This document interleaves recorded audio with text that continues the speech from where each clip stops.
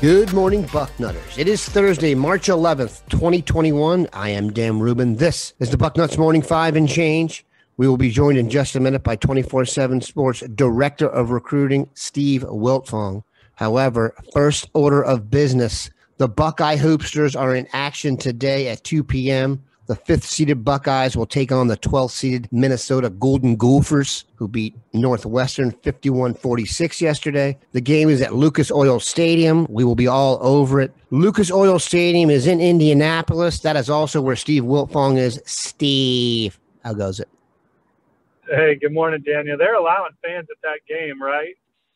I have no idea whether they're allowing fans and where they aren't. I have not left my house in a year. I think that there are some bad seats at Lucas Oil Stadium for Colts games. I think that they're still sitting people in those seats for a basketball game. Those just have to be horrendous seats. I think they are sitting them in those seats. And you do not want to be in the 500 or 600 section at Lucas Oil for a basketball game. Just go to the bar and watch it, or watch it at home. Do not buy 500 level seats.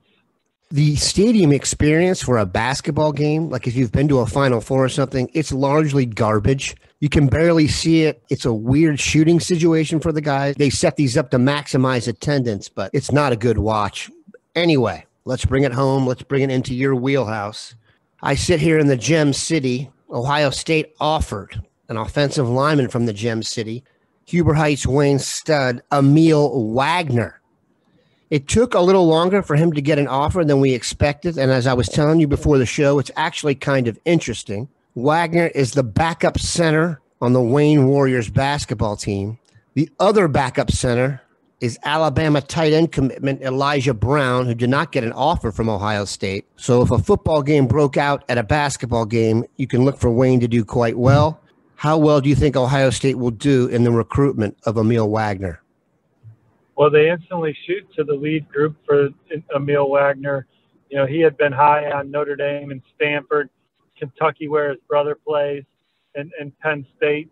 But Ohio State is an offer that he certainly wanted to add, and now he has the opportunity to consider the Buckeyes, and they're in the lead group. You know, he had been building a relationship with Coach Stud, so the reports there.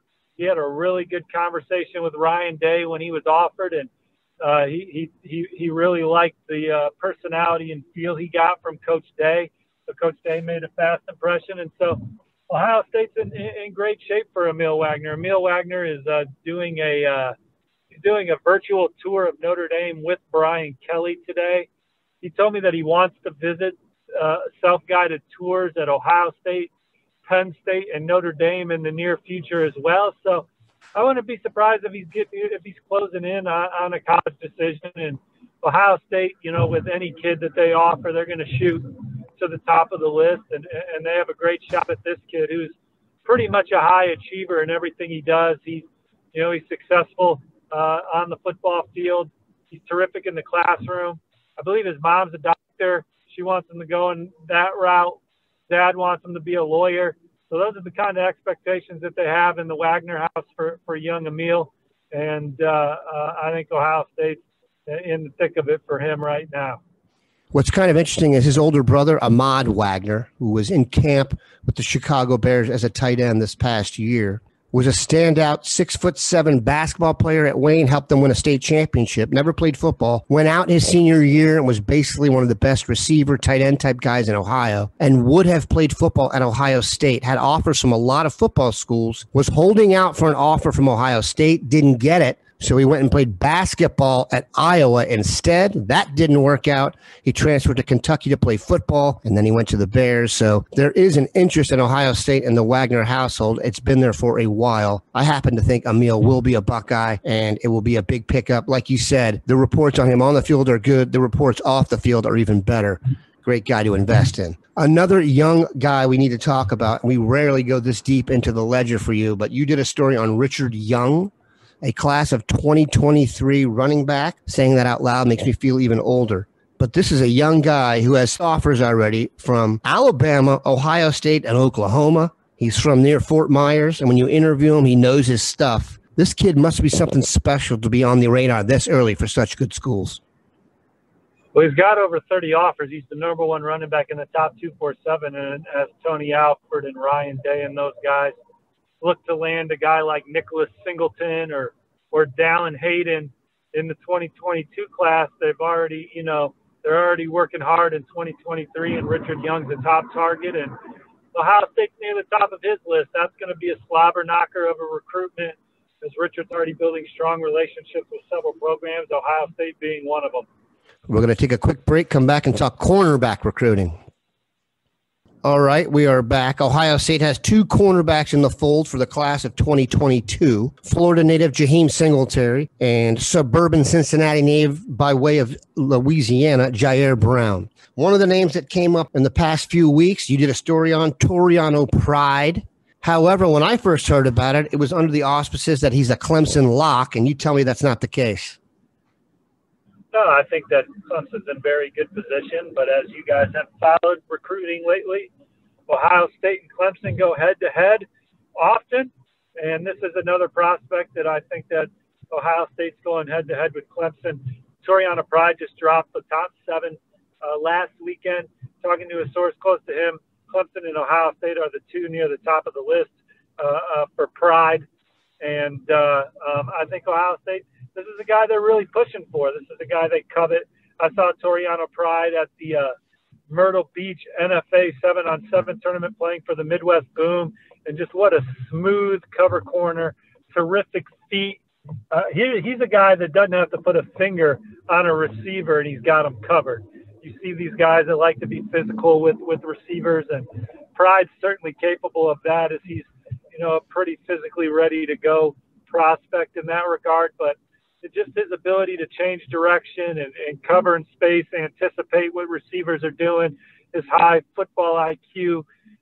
He's just one of the top cover guys, smoothest cover guys in this class. He was a big riser in our recent rankings, moving into the top 100. He's got an invite to the All-America Bowl, and Ohio State's been near the top for him for quite some time, and they're pushing hard. Corner is an interesting position in this cycle. As everybody knows, the top 247 is figured into the composite rankings, but Travis Hunter is your number one. He's not in the composite. Domani Jackson seems to have a universal appeal. Jaheim Singletary's higher to us. Is there a chance we could see Jaheim Singletary on top at the end of all this? Or do you think that's a spot Travis Hunter has locked down? Well, for me, Travis Hunter's the leader in the clubhouse right now. He had like 23 receiving touchdowns and 7 interceptions as a senior. He's just an incredible two-way player, and that's playing in the largest classification in the state of Georgia. He led his team to the state title game. He's outstanding. Jaheim Singletary, I don't know if there's a guy as long as him.